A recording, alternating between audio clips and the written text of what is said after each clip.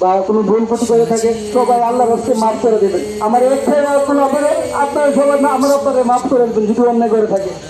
আর পানাগোনা থাকলে আমার কাকার সাথে বা আমার সাথে যোগাযোগ করবেন, আমরা পরিশোধ করে দেবেন। আপনারা সবাই তাকে চিনেন, এলাকার যারা আছেন। আমার ভাই ব্যবসা বাণিজ্য করেছেন দীর্ঘদিন যাবৎ এই গোপীনাথপুর বাজারে অত্র এলাকাতে ওনার শ্রমিক ব্যবসা।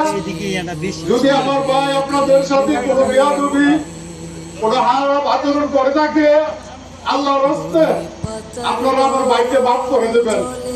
আমি আমার পরিবারের পক্ষ থেকে আমার ভাইয়ের কাছে যদি কেউ জানা পাওনা, যদি কেউ পাওনা থাকে, তাহলে আমি আছি।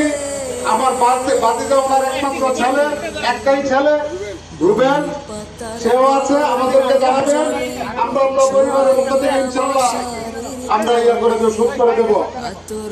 তো আপনারা তিনি সন্তান, আজকে তিনি মরহুম হয়ে গেছেন। গতকাল জামালউদ্দিন ভূঁইয়া ছিলেন, আজকে মরহুম জামালউদ্দিন ভূঁইয়া। আপনাদের কাছে আমি সবাই অনুরোধ করে বলছি, এই জামাল ভাই আপনারা জানেন দীর্ঘদিন যাবৎ এই গোপীনাথপুর বাজারে ব্যবসা করেছেন এবং গোপীনাথপুর বাজার কেন্দ্রীয় মসজিদের একজন নিয়মিত মুসল্লি ছিলেন। আমার জানা মতে উনি অত্যন্ত ভালো মানুষ ছিলেন। আপনারা সবাই ওনার জন্য মন থেকে দোয়া করবেন এবং বিভিন্ন জায়গা থেকে যারা আমাদের বিভিন্ন মসজিদ মাদ্রাসা এবং ওলামায়ে আমরা আসছেন, আপনাদের কাছে সবাই অনুরোধ করছি আপনারা দয়া করে ওনার জন্য দোয়া করবেন। মহান আল্লাহ পাক যেন ওনাকে বেহেশতের সর্বোচ্চ মাকাম দান করে দেন। আল্লাহ কাকে কোথায় রাখছে সেটা আমরা বলতে পারবো না। তো আল্লাহ কিছু জিনিস নমুনা আমাদেরকে প্রমাণ করায় যে এই হইলে পরে তোমরা বুঝে নিতে পারবা এই লোকটা ভালো। অবশ্যই জামাল ভালো, অবশ্যই জামাল ভালো, অবশ্যই জামাল ভালো। আমাদের সকলের দোয়া রইল, আল্লাহ তুমি তাকে বেহেশতের সর্বোচ্চ মাকামে পৌঁছে দাও, আর আমাদের এই জামালটাকে কবুল করে দিয়ে আমাদেরকেও মাফ করে দাও, আমিন। সংক্ষিপ্ত আকার কিছু আলোচনা করবেন গোপীনাথপুর বাজার পরিচালনা কমিটির সম্মানিত সভাপতি জনাব আলী জাহেদ ভাই। বিসমিল্লাহির রহমানির রহিম। মুহাম্মাদুর রাসূলুল্লাহ কারীম, আম্মা বাদ। সম্মানিত মুসলিমান, আসসালামু আলাইকুম ওয়া রাহমাতুল্লাহি ওয়া বারাকাতুহু। আজকে যারা চাইনা যারা করতে আসছি, আমার তো ভাই জামাল ভূঁইয়া।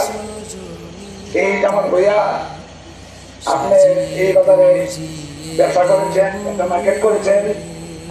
এই জামাল ভূঁইয়া আমার বাজারের একটা নৈশক্য হয়েছে, অর্থাৎ আমাদের বাজারের যে মহারাজা এরা যখন আদান আগে চলে এসো, এই জামাল ভূঁইয়া আমাকে ফোন দিত যে ভাই আমি মহারাজা বলতে গেছে, কাজে আমার একটা নৈশক্য হয়েছে, আমার একটা অঙ্গ আমি হারিয়ে গেছি এই কাজে এই বাজারে চলাফেরা করছে, মার্কেট করছে, দোকান ভাড়া দিতে, ব্যবসা করছে।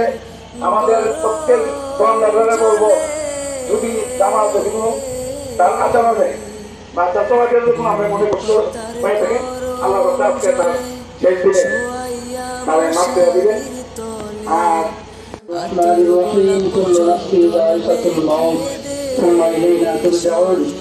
সম্মানিত মুসলিয়ান কারাম, রোদ্রের মধ্যে অনেক কষ্ট করতেছেন। আমি বক্তৃতা লম্বা করবো না, শুধু একটু কথা বলবো যে আমাদের সামনে যে মাইয়ের হাজী জামালউদ্দিন ভূঁইয়া, উনি আমাদের গোপীনাথপুর বাজার কেন্দ্রীয় জামে মসজিদের একজন নিয়মিত 5 ওয়াক্তের মুসল্লি ছিলেন। ফজর সহ সব নামাজই উনি সুস্থ থাকলে মসজিদে আদায় করতেন।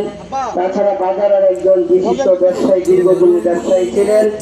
সর্বোপরি ওনার সাথে যে আমার সম্পর্ক, হৃদয়তার যে সম্পর্ক ছিল, উনি যদিও আমার চেয়ে বয়সে অল্প কিছু বড় হবে, কিন্তু বাল্য জীবনে আমার বাল্য বন্ধু ছিল। আমরা পাঠশালা প্রাথমিক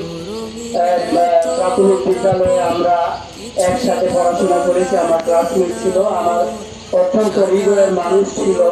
তার সাথে আমার খুব বন্ধুত্ব সম্পর্ক ছিল, যদিও বয়সে আমার বড়।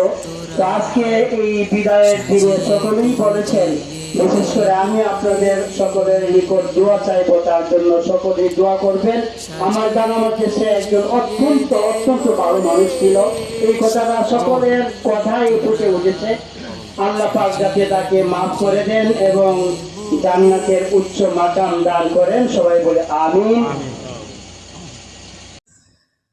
সাজিয়ে গুজিয়ে দে মোরে সজনী তোরা, সাজিয়ে গুজিয়ে দে মোরে, সাজিয়ে গুজিয়ে দে মোরে সজনী তোরা, সাজিয়ে গুজিয়ে দে মোরে।